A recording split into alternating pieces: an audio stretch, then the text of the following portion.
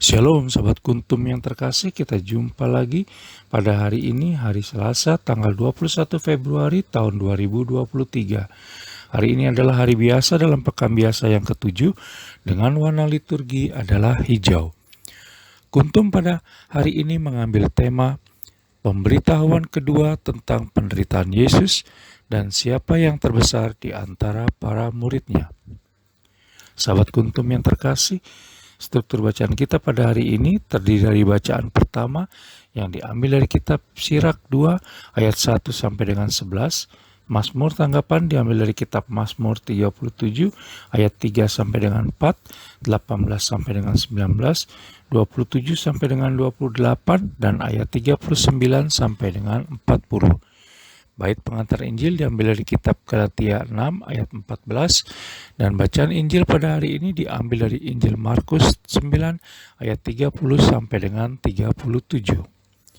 Bacaan Injil pada hari ini dapat dibaca pula dalam Injil Matius 17 ayat 22 sampai dengan 23 dan Injil Lukas 9 ayat 43 sampai dengan 45 untuk ayat 30 sampai dengan 32. Dan dapat dibaca pula dalam Injil Matius 18 ayat 1 sampai dengan 5 dan Injil Lukas 9 ayat 46 sampai dengan 48 untuk ayat 33 sampai dengan 37. Baik sahabat Kuntum yang terkasih, saya akan bacakan bacaan Injil kita pada hari ini yang diambil dari Injil Markus 9 ayat 30 sampai dengan 37. Pemberitahuan kedua tentang penderitaan Yesus. Yesus dan murid-muridnya berangkat dari situ dan melewati Galilea, dan Yesus tidak mau hal itu diketahui orang, sebab ia sedang mengajar murid-muridnya. Ia berkata kepada mereka, Anak manusia akan diserahkan ke dalam tangan manusia, dan mereka akan membunuh dia, dan 3 hari sesudah ia dibunuh, ia akan bangkit. Mereka tidak mengerti perkataan itu, namun segan menanyakannya kepadanya. Siapa yang terbesar di antara para murid? Kemudian tibalah Yesus dan murid-muridnya di Kapernaum. Ketika Yesus sudah di rumah, ia bertanya kepada murid-muridnya, apa yang kamu perbincangkan tadi di tengah jalan? Tetapi mereka diam, sebab di tengah jalan tadi mereka mempertengkarkan siapa yang terbesar di antara mereka. Lalu Yesus duduk dan memanggil ke-12 murid itu. Katanya kepada mereka, jika seseorang ingin menjadi yang terdahulu, hendaklah ia menjadi yang terakhir dari semuanya dan pelayan dari semuanya. Maka Yesus mengambil seorang anak kecil dan menempatkannya di tengah-tengah mereka.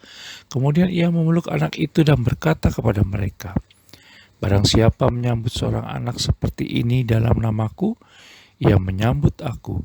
Dan barang siapa menyambut aku, bukan aku yang disambutnya, tetapi dia yang mengutus aku. Demikianlah Injil Tuhan, terpujilah Kristus. Sahabat Kuntum yang terkasih, jangan lupa untuk menekan tombol like dan subscribe yang ada di bawah video Kuntum ini sebelum kita lanjutkan renungan kita pada pagi hari ini, agar Kuntum dapat terus berkembang semakin baik di masa yang akan datang. Sebelumnya saya sampaikan terima kasih dan mari kita lanjutkan pada renungan kita hari ini. Sahabat Kuntum yang terkasih, ketika Yesus Kristus bersama dengan murid-muridnya berjalan melintasi Galilea menuju ke Kapernaum, terjadi 2 topik pembicaraan, sebagaimana kita bisa baca dalam Injil Markus 9 ayat 30 sampai dengan 34. Namun, perbincangan kedua topik ini sangat bertentangan.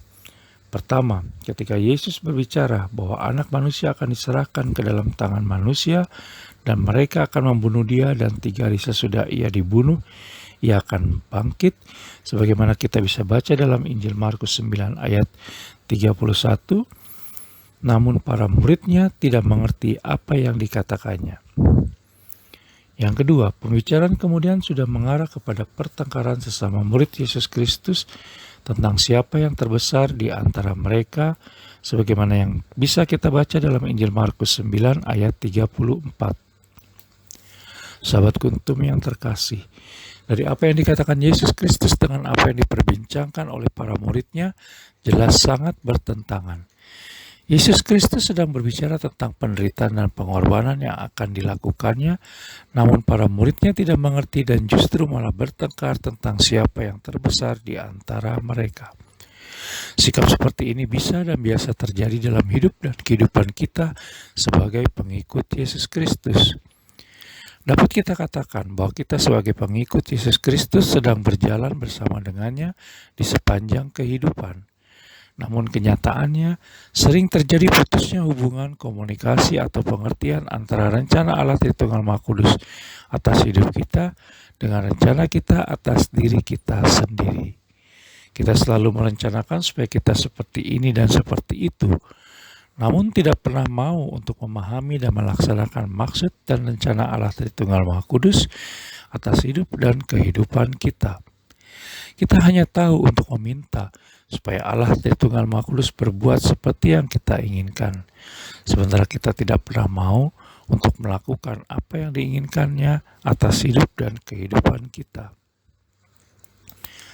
Selain itu, sikap kedua yang diperlihatkan oleh para murid Yesus Kristus sebagaimana kita bisa baca dalam Injil Markus 9 ayat 34 dalam bacaan Injil pada hari ini yang diambil dari Injil Markus 9 ayat 30 sampai dengan 37, memperlihatkan bahwa masih banyak sifat manusia yang masih selalu ingin lebih dari orang lain. Entah itu lebih kaya, lebih sukses, lebih tinggi kedudukannya, lebih dihormati, dan lain sebagainya. Hal ini menyebabkan adanya persaingan antar sesama manusia, karena orang lain dianggap menjadi saingan, bahkan lawan yang harus disingkirkan. Sementara Yesus Kristus bersabda, "Kasihilah sesamamu manusia seperti dirimu sendiri." Kita bisa baca dalam Injil Matius 22 ayat 39. Itulah sebabnya Yesus Kristus kemudian menasehatkan bahwa jika seseorang ingin menjadi yang terdahulu, hendaklah ia menjadi yang terakhir dari semuanya dan pelayan dari semuanya. Kita bisa baca dalam Injil Markus 9 ayat 35. Sahabat Kuntum yang terkasih, kemudian Yesus Kristus mencontohkan bagaimana sikap yang seharusnya ditunjukkan oleh pengikutnya untuk melihat ataupun menerima sesamanya, yakni seperti menyambut seorang anak, sebagaimana kita bisa baca dalam Injil Markus 9 ayat 36 sampai dengan 37, di mana menyambut dan memperlakukan sesama dengan penuh kasih sayang. Setiap pengikut Allah Tritunggal Maha Kudus harus memiliki hati yang mau mengasihi, menolong, dan membantu sesamanya. Bukan justru sebaliknya, di mana kita menganggap orang lain adalah ancaman, saingan, atau lawan yang harus dimusuhi maupun dikalahkan. Seperti peribahasa yang sering kita dengar, susah lihat orang senang, senang lihat orang susah. Oleh karena itu, maka sambutlah sesama kita manusia sebagaimana kita menyambut Allah Tritunggal Maha Kudus di dalam diri kita. Sahabat Kuntum yang terkasih, bila ingin lebih jelas lagi silakan melihat kepada deskripsi yang ada di bawah video Kuntum ini, dan jangan lupa untuk menekan tombol like dan subscribe yang ada di bawah video Kuntum ini agar Kuntum dapat terus berkembang semakin baik di masa yang akan datang. Terima kasih, selamat pagi dan salam.